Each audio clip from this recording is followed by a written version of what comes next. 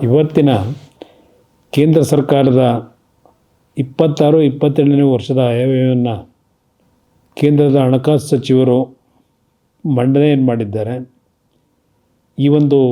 ಇವತ್ತಿನ ಒಂದು ಬಜೆಟ್ಟು ವಿಶೇಷವಾಗಿ ನಾನು ಕರ್ನಾಟಕದ ಬಗ್ಗೆ ಹೇಳ್ತಕ್ಕಂಥದ್ದು, ರಾಜ್ಯ ಸರ್ಕಾರ ಪದೇ ಪದೇ 14ನೇ ಹಣಕಾಸು ಆಯೋಗದ ಹಂಚಿಕೆ ಏನಿತ್ತು, ಅದರಲ್ಲಿ 15ನೇ ಹಣಕಾಸು ಆಯೋಗದಲ್ಲಿ ನಮ್ಮ ಹಂಚಿಕೆಯನ್ನು ಕಡಿತ ಮಾಡಿದರು ಅಂತಕ್ಕಂಥದ್ದನ್ನು ಏನು ಹೇಳ್ತಾಯಿದ್ರು ಡಿವ್ಯಾಲ್ಯೂಷನ್ ಅಮೌಂಟ್ನಲ್ಲಿ.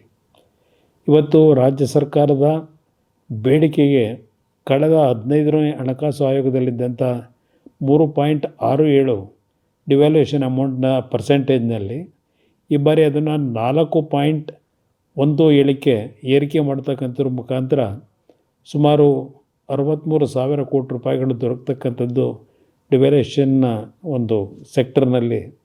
ಇವತ್ತು ಕರ್ನಾಟಕ ರಾಜ್ಯ ಸರ್ಕಾರದ ಈ ಟೀಕೆಗಳಿಗೆ ಉತ್ತರ ಕೊಟ್ಟಿದ್ದಾರೆ. ಅದಷ್ಟೆಲ್ಲ ಇವತ್ತಿನ ಬಜೆಟ್ನಲ್ಲಿ ವಿಶೇಷವಾಗಿ ತೆಂಗು ಬೆಳೆಗಾರರ ಸಮಸ್ಯೆಯನ್ನು ನಾವೇನು ನೋಡ್ತಾ ಇದ್ದೇವೆ.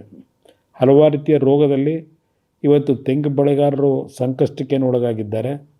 ತೆಂಗು ಬೆಳೆಗಾರರಿಗೆ ಪ್ರೋತ್ಸಾಹ ಕೊಡ್ತಕ್ಕಂಥದ್ದಕ್ಕೆ ಇವತ್ತು ಹಲವಾರು ಘೋಷಣೆಗಳನ್ನೇನು ಮಾಡಿದ್ದಾರೆ.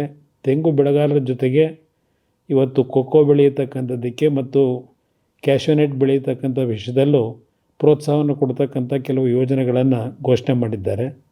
ಅದರ ಜೊತೆಯಲ್ಲಿ ಇವತ್ತು ಹೈದರಾಬಾದ್ ಬೆಂಗಳೂರು ಚೆನ್ನೈ ನಡುವೆ ಎಕ್ಸ್ಪ್ರೆಸ್ ರೈಲಿನ ಸಂಚಾರಕ್ಕೂ ಈ ಒಂದು ಬಜೆಟ್ನಲ್ಲಿ ಒಂದು ಘೋಷಣೆಯನ್ನು ಮಾಡಿದ್ದಾರೆ. ಹೀಗೆ ಕರ್ನಾಟಕದ ವಿಷಯದಲ್ಲಿ ಏನು ಕೆಲವು ಕೊರತೆಗಳಿತ್ತು, ಅದನ್ನು ಈ ಬಜೆಟ್ನಲ್ಲಿ ಆ ಕೊರತೆಗಳನ್ನು ನೀಗಿಸಲಿಕ್ಕೆ ಪ್ರಯತ್ನ ಪಟ್ಟಿದ್ದಾರೆ.